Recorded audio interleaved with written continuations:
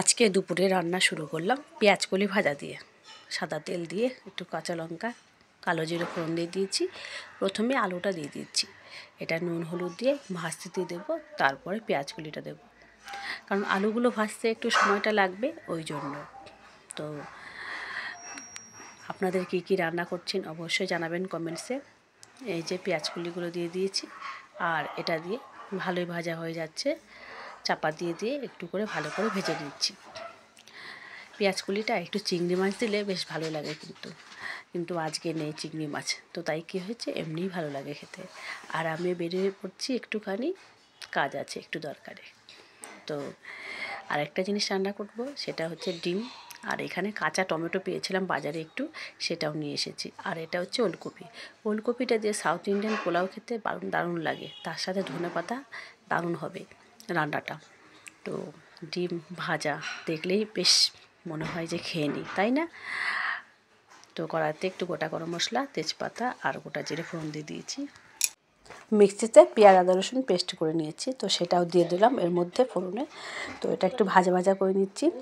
আর কাঁচা টমেটো একটু নিয়ে নিয়েছি, কাঁচা টমেটো দিয়ে একটুখানি সর্ষে বাটা দিয়ে ঝাল করলে ভালোই লাগে। তো এখানে জিরে একে একে জিরে ধনে হলুদ গুঁড়ো আর কাশ্মীরি লঙ্কার গুঁড়ো দিলাম, একটু ভালো করে কষিয়ে নিচ্ছি। আর আলু দেবো না ভেবেছিলাম, কিন্তু বড় ছেলের বায়না যে একটু আলু দিতেই হবে, তো সেই জন্য একদম ছোটো মাপের আলু নিয়েছি, সেটা সেদ্ধ করে নিয়েছি। তো সেদ্ধ করতে গিয়ে একটু বেশি সেদ্ধ হয়ে গেছে, তো গ্রেভিটা ভালো হয়ে যাবে আর কি। দেখেছেন অনেকটাই সেদ্ধ হয়ে গেছে, ভালো যেরকম আলুর দমের হয় আর কি সেরকম হয়ে গেছে আর কি। আর একটু কাঁচা টমেটো দিয়ে দিলাম, আমার কাঁচা টমেটো খুব ভালো লাগে, ঝোলের মধ্যে পড়লে বেশ ভালোই লাগে খেতে। তো এটা কষিয়ে নিয়েছি। আজকে তেমন কিছু রান্না নেই, ডিমের ঝোল ভাত রান্না করতে বেশি সময় লাগে না, তো একটু শর্টকাট রান্না, শর্টকাট খাওয়া দাওয়া খুব ভালোই হয়ে যায়। তো এটা একটু কষিয়ে নিয়েছি, এবার একটু সামান্য একটু গ্রেভিটা দিব, সামান্য আর একটু ভালোই ঝোল দেবো। বড়ো ছেলে আবার বলেছে একটু ঝোলটা দিতে, কেননা যেহেতু ডাল নেই, ডাল একটুখানি আছে, কালকের ডাল অল্প একটু আছে, তো সবার হবে না, ওই জন্য আর কি একটু ঝোলটা দিয়ে দিয়েছি। এই যেরকম হয়েছে আর একটু ফুটিয়ে নেব। তো শীতের সকাল হোক আর দুপুর, মানে রান্না করতে করতেই দেখবেন কত বেলা হয়ে যাচ্ছে।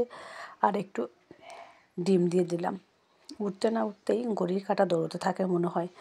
তো ডিমটা দিয়ে ভালোভাবে একটুখানি নাড়াচাড়া করে নিয়েছি। এবার একটু ধনেপাতা দিচ্ছি, আর উপর দিয়ে একটু গরম মশলা গুঁড়ো দেবো। তো কেমন লাগছে ভিডিওটা জানাতে ভুলবেন না। আর সবাইকে জানাই শুভ দুপুরে অনেক অনেক শুভেচ্ছা ও শুভকামনা, ভালোবাসা। সবাই ভালো থাকবেন, সুস্থ থাকবেন, সাবধানে থাকবেন, আর সবাইকে সাপোর্ট করতে থাকবেন। ঠিক আছে বন্ধুরা, টাটা, আজকের মতন আসি, বাই বাই।